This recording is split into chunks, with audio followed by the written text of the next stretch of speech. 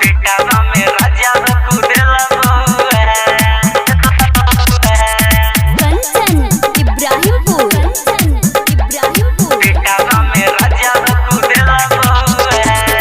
एतना नया जी घबराई रहुआ एतना नया जी घबराई रहुआ पिटावा में हमारा कूद के बहुआ पिटावा में हमारा कूदेला बहुआ छोड़ दिले आवल दवाई रहुआ छोड़ दिले आवल दवाई रहुआ पिटावा में हमारा कूद के बहुआ पिटावा में राजा कूदेला बहुआ पिटावा में राजा कूदेला बहुआ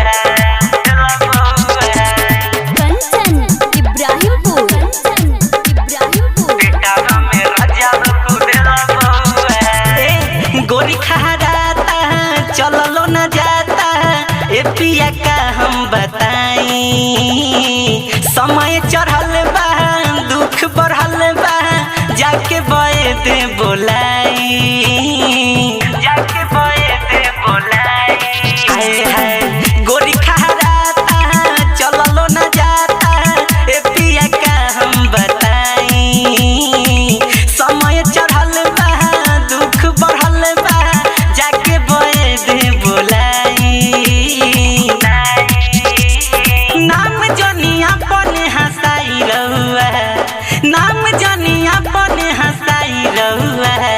पिटावा में हमारा कूदेला बहुआ पिटावा में राजा कूद के बहुआ छोड़ दिले आवल दवाई रहुआ छोड़ दिले आवल दवाई रहुआ पिटावा में हमारा कूद के बहुआ पिटावा में राजा कूदेला बहुआ पिटावा में राजा कूदेला बहुआ कंचन इब्राहिमपुर पिटावा में राजा कूदेला बहुआ ओम प्रकाश पिया काहे तोहारा बतिया नहीं बुझाला सूरज राजा विकास देवरी के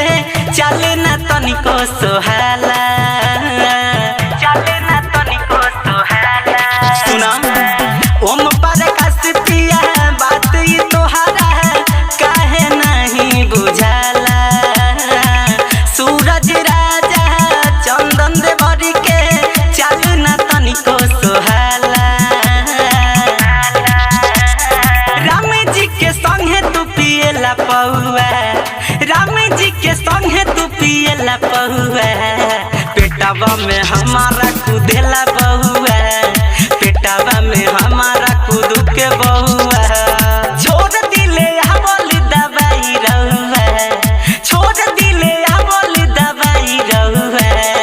पेटावा में हमारा कूद के बहुआ पेटावा में राजा कूदेला बहुआ